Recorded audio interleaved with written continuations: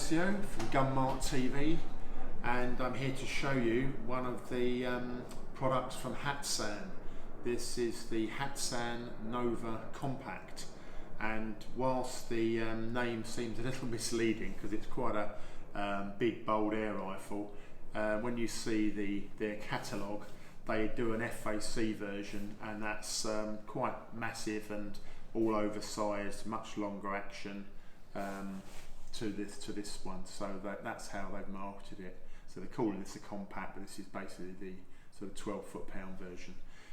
Quite an attractive air gun. They're quite weighty. Without the scope, I think it's about 9.6 pounds, so quite a handful. But if you like boldly styled air guns, then this could well be a good choice.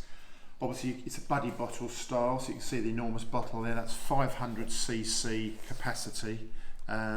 I should mention that to start with. So you've got that will give you around about 300 shots in 177, or around 400 in 2.2.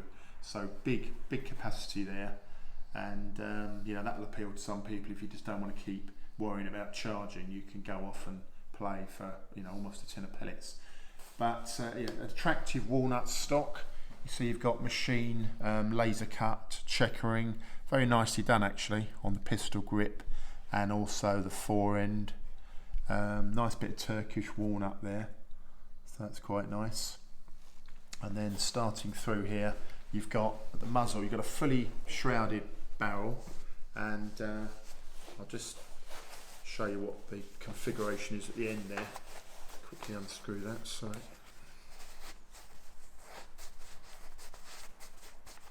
that's just, you've got one half that retains the shroud, and then as you see there, you've also got the thread. You can add on a silencer.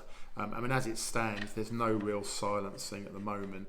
So obviously some manufacturers utilise the shroud to silence, but there's not really much of that going on. This is quite a noisy air gun, so I'd recommend putting a silencer on there. Obviously you're going to extend the profile, but it'll transform the muzzle report. But as it stands, it's very attractive. You've got a large shroud, as I say. Moving backwards, you can see an accessory rail underneath the forend, so you can clamp on sort of lasers and night sights, etc.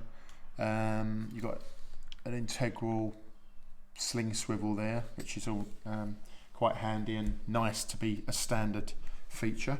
Looking at the bottom end of the action here, you've got the probe style. That's your inlet valve for the probe style of charging.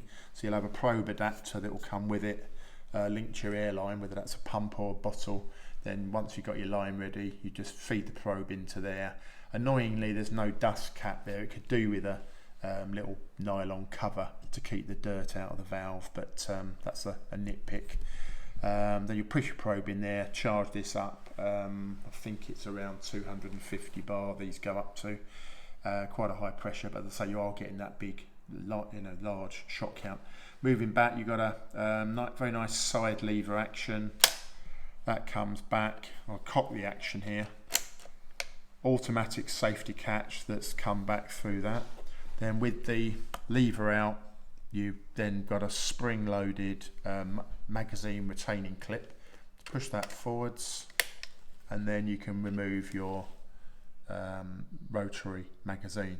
It's a nice sort of simple casting style of magazine. Just push a pellet into each chamber, slot it back, and then, as I say, that's spring-loaded. Once you push that in, that's sprung-loaded, so now you know that's going to line up, and it's easy to function. I'll just fire this off just for safety, get rid of the air. But yeah, in practice, that side lever action does work quite well. It is possible to double load the system if you're a bit you don't use enough pressure initially, but once you get, I tended to find that when I was doing some fast chronograph testing, but in normal use, if you use a positive cocking method, I had absolutely no failures on that, and it was a very reliable magazine system. All works quite well.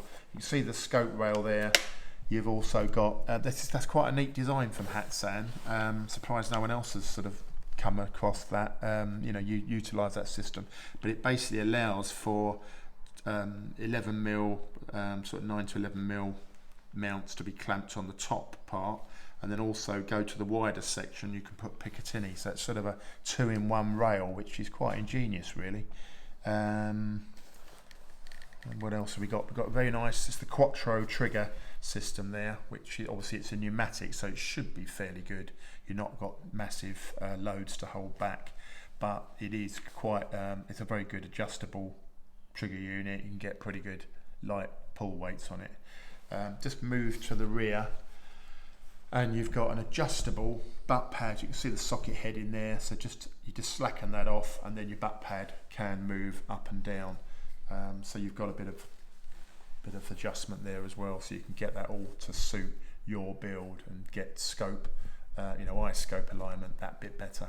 But overall, a pretty impressive rifle. Now, test figures wise, I had 15. I tested just the first 100 shots when I actually reviewed this, and I had, assuming it's not a regulated action, I had 100 shots varying with a total spread of 15 feet per second, which is pretty well up with regulated rifles.